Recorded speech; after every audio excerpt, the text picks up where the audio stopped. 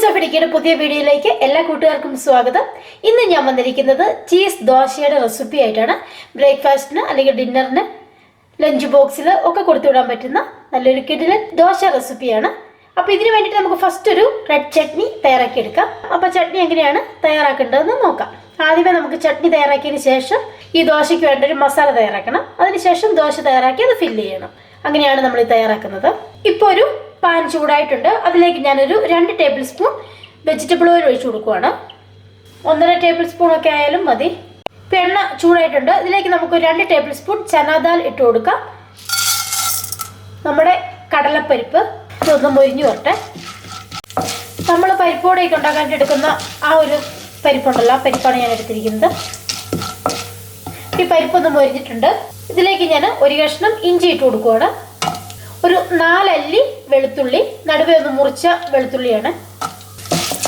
ഇതൊന്ന് വഴണ്ട് വരട്ടെ. അടുത്തായിട്ട് ഞാൻ ഇതിലേക്ക് ചേർത്ത് കൊടുക്കുന്നത് 4 വറ്റൽമുളകാണ്. അപ്പോൾ ഞാൻ 3 സാധാരണ എരിവുള്ള വറ്റൽമുളകും ഒരു കാശ്മീരി വറ്റൽമുളകുമാണ് എടുത്തിരിക്കുന്നത്. അതുകൂടി ഒന്ന് മുറിച്ചെടുക്കാം. ഇപ്പോൾ ഒരു കളറ് കിട്ടും, അതിന് വേണ്ടിയിട്ടാണ് കാശ്മീരി ചേർക്കുന്നത്. നിങ്ങളുടെ അടുത്ത് ഏത് മുളകാണോ ഉള്ളത് അത് ചേർത്ത് കൊടുത്താൽ മതി. ഇനി ഒരു ചെറിയ സവോള ചെറുതായിട്ട് അരിഞ്ഞതാണ്, അത് ചേർത്ത് കൊടുക്കാം. വീണ്ടും ഇളക്കി കൊടുക്കാം. ഇതിലേക്ക് ഞാൻ കുറച്ച് ഉപ്പ് ചേർത്ത് കൊടുക്കുന്നുണ്ട്.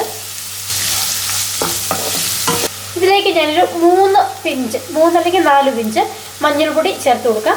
കൂടി പോകരുത്. അപ്പോൾ ഈ സവോള എല്ലാം നന്നായിട്ടുണ്ട്, വഴണ്ടു വന്നിട്ടുണ്ട്. നമുക്ക് തണുക്കാൻ വെക്കാം. തണുത്തതിന് ശേഷം നമുക്ക് നന്നായിട്ട് അരച്ചെടുക്കാം. ഇതൊക്കെ തണുത്ത് അരയ്ക്കുന്ന സമയം കൊണ്ട് നമുക്ക് ഈ ചീസ് ദോശയ്ക്ക് വേണ്ട മസാല കൂടി തയ്യാറാക്കിയെടുക്കാം. ചട്നിയൊക്കെ ഇപ്പോൾ നമ്മൾ അരച്ചു വെച്ചിട്ടുണ്ട്. അപ്പോൾ അതേ പാനിലേക്ക് തന്നെ നമുക്ക് മസാല കൂടി തയ്യാറാക്കാം. 1.5 ടേബിൾ സ്പൂൺ വെജിറ്റബിൾ ഓയിൽ ഒഴിച്ചു കൊടുക്കുവാണ്. ഓയിൽ നന്നായിട്ട് ചൂടായി വരട്ടെ. ചൂടായ എണ്ണയിലേക്ക് 1/2 ടേബിൾ സ്പൂൺ കടുക് ചേർത്ത് കൊടുക്കാം. 1/2 ടേബിൾ സ്പൂൺ ഉഴുന്ന്, 1/2 ടേബിൾ സ്പൂൺ ചനാദാൽ, ഒരു 1/4 ടേബിൾ സ്പൂൺ ചെറിയ ജീരകം. ഇത്ര ഒന്ന് മൊരിഞ്ഞതിന് ശേഷം ഒരു തണ്ട് കറിവേപ്പില. തീ കുറച്ച് വെച്ചിട്ട് ഒരു 1/4 ടേബിൾ സ്പൂൺ കായം ചേർത്ത് കൊടുക്കാം. ആ കായം കൂടെ ഒന്ന് മൊരിഞ്ഞു വരട്ടെ. ഇതിലേക്ക് ഞാനൊരു 2 പിഞ്ചോളം മാത്രം ഇഞ്ചി ചേർത്ത് കൊടുക്കുവാണ്. നിങ്ങൾക്ക് ഇഞ്ചി കൂടുതൽ ഇങ്ങനെ കടിക്കാൻ ഇഷ്ടമാണെങ്കിൽ കുറച്ചുകൂടി ചേർത്ത് കൊടുക്കാം. 3 പച്ചമുളക് ചേർത്ത് കൊടുക്കാം. ഒരു വലിയ സവോള ചേർത്ത് കൊടുക്കാം. സവോള അരിയുമ്പോൾ ചെറുതായിട്ട് അരിഞ്ഞെടുക്കണം. ഇപ്പോൾ ഈ സവോള കളർ മാറി തുടങ്ങിയിട്ടുണ്ട്. ഇതിലേക്ക് ഞാനൊരു 1/2 ടേബിൾ സ്പൂൺ മഞ്ഞൾപ്പൊടി ചേർത്ത് കൊടുക്കുവാണ്. ഇനി ഇതിലേക്ക് പാകത്തിന് ഉപ്പ് കൂടി ചേർത്ത് കൊടുക്കാം. അപ്പോൾ ഉരുളക്കിഴങ്ങിനും കൂടെ ഉള്ള ഉപ്പ് ചേർത്ത് കൊടുക്കണം. ഉരുളക്കിഴങ്ങ് ഞാൻ പുഴുങ്ങി പൊടിച്ച് വെച്ചിട്ടുണ്ട്. ഉപ്പ് ചേർത്തിട്ടല്ല ഉരുളക്കിഴങ്ങ് വേവിച്ചിട്ടുണ്ടായിരുന്നത്. അപ്പോൾ നിങ്ങൾ ഉപ്പ് ചേർത്താണ് വേവിക്കുന്നതെങ്കിൽ അതനുസരിച്ച് മാത്രമേ ഉപ്പ് ചേർത്ത് കൊടുക്കാവുള്ളൂ. ഇതിലേക്ക് ഞാൻ 3 ഉരുളക്കിഴങ്ങ് പുഴുങ്ങി പൊടിച്ചു വെച്ചിരിക്കുന്നത് ചേർത്ത് കൊടുക്കുകയാണ്. നന്നായിട്ടൊന്ന് ഇളക്കി യോജിപ്പിക്കാം. ഞാനൊരു 1/4 ഗ്ലാസോളം വെള്ളം ഒഴിച്ചു കൊടുക്കുകയാണ്. 1/4 ഗ്ലാസ്സിൽ താഴെ വെള്ളം മതി. ഒരുപാടങ്ങ് ലൂസായി പോകരുത്. ഇതുപോലെ മസാലയും ഉപ്പും എല്ലാം ഒന്ന് മിക്സ് ആവാൻ വേണ്ടിയിട്ടുള്ള വെള്ളം ഒഴിച്ചു കൊടുത്താൽ മതി. ഒരു കുഴഞ്ഞ പരുവത്തിൽ നമ്മൾ മസാല ദോശയുടെ ഫില്ലിങ്സ് തയ്യാറാക്കുന്ന പോലെ തന്നെ. ഉരുളക്കിഴങ്ങ് ചെറുതായിട്ട് ഒന്നുകൂടെ ഉടച്ചു കൊടുക്കാം. ഇതിലേക്കൊരു പകുതി ചെറുനാരങ്ങ കൂടെ പിഴിഞ്ഞൊഴിച്ചു കൊടുക്കാം. ഒരു 3 ടേബിൾ സ്പൂണോളം ചെറുതായിട്ട് അരിഞ്ഞ മല്ലിയില. തീ അങ്ങ് ഓഫാക്കിയിട്ടുണ്ട്. നന്നായിട്ട് ഇതുകൂടെ ഒന്ന് മിക്സ് ചെയ്ത് കൊടുക്കാം. ഇത്രേ ഉള്ളൂ. മസാലയും തയ്യാറായിട്ടുണ്ട്. ഇപ്പോൾ മസാല അതുപോലെ ചട്നി എല്ലാം തയ്യാറായിട്ടുണ്ട്. ഞാനിപ്പോൾ ദോശ മാവും എടുത്തു വെച്ചിട്ടുണ്ട്. ഇത് ദോശ ബാറ്റർ. നമ്മൾ സാധാരണ അരിയും ഉഴുന്നും അല്പം ചോറും കൂടെ ചേർത്തിട്ടാണ് ഞാൻ ദോശ ബാറ്റർ തയ്യാറാക്കിയിരിക്കുന്നത്.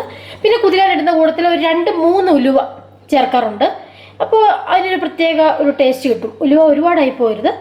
അപ്പോൾ ചോറിന് പകരം നമുക്ക് വേണമെങ്കിൽ അവൽ അരച്ചിട്ടും നല്ല സോഫ്റ്റ് ആയിട്ടുള്ള ദോശമാവ് തയ്യാറാക്കിയെടുക്കാം. ഇതിപ്പോൾ പുളിച്ച് ഇരിക്കുന്ന മാവാണ്. ഇതിൽ ഞാൻ ഉപ്പും ചേർത്തിട്ടുണ്ട്. അപ്പോൾ ഉപ്പ് ചേർത്തിട്ടില്ലെങ്കിൽ ഉപ്പ് ചേർത്ത് കൊടുക്കാൻ മറക്കരുത്. അരിയുടെ 1/4 ഉഴുന്നെടുക്കുകയാണെങ്കിൽ നല്ല സോഫ്റ്റ് ആയിട്ടുള്ള ഇഡ്ഡലി ദോശയൊക്കെ തയ്യാറാക്കാൻ പറ്റും. ഉഴുന്ന് കുറയുമ്പോൾ കുറച്ച് സോഫ്റ്റ്നെസ് കുറഞ്ഞിരിക്കും. ഇപ്പോൾ അത്രയും മാത്രമേ ഉള്ളൂ. അപ്പോൾ നമുക്കിനി തയ്യാറാക്കി തുടങ്ങാം. ഇപ്പോൾ ഇവിടെ ദോശക്കല്ല് ചൂടായിട്ടുണ്ട്. അല്പം ഓയിൽ ഒഴിച്ച് കൊടുക്കുകയാണ്. ഒരു 1.5 തവി മാവ് ഒഴിച്ച് കൊടുത്തിട്ടുണ്ട്.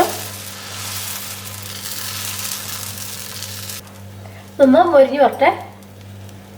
അപ്പോൾ ദോശ നന്നായിട്ട് മൊരിഞ്ഞിട്ടുണ്ട്. ഇതിൻ്റെ സെൻറ്ററിലായിട്ട് നമുക്കൊരു അല്പം ബട്ടർ വെച്ച് കൊടുക്കാം. അതുപോലെ നമ്മൾ തയ്യാറാക്കി വെച്ചിരിക്കുന്ന ചട്നി അതും കുറച്ച് ഇട്ട് കൊടുക്കാം. അതിനുശേഷം ഇതങ്ങ് സ്പ്രെഡ് ചെയ്ത് കൊടുക്കാം. ഇനി മസാല ഉണ്ടാക്കി വെച്ചിട്ടുണ്ടല്ലോ, അത് നമുക്ക് ഇതിൻ്റെ മുകളിലേക്ക് വെച്ച് കൊടുത്തിട്ട് അതും ഇതുപോലെ ഒന്ന് സ്പ്രെഡ് ചെയ്ത് കൊടുക്കാം. ഇനി ഇത് ചീസ് ദോശയല്ലേ, നമുക്ക് മൊസറല്ല ചീസ് എടുത്തിട്ട് ഇതിൻ്റെ മുകളിലേക്ക് ഇതുപോലെ ഗ്രേറ്റ് ചെയ്തിട്ട് കൊടുക്കാം. നമുക്കിനി ഇത് മടക്കിയെടുക്കാം.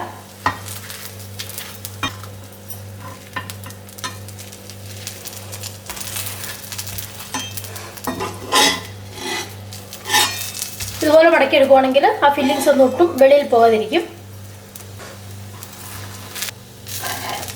ഇത്ര ഉള്ള ഈ ദോശ നമുക്കിത് സെർവ് ചെയ്യാം. ബാക്കി ദോശ കൂടി നമുക്ക് ഇതുപോലെ തന്നെ തയ്യാറാക്കിയെടുക്കാം.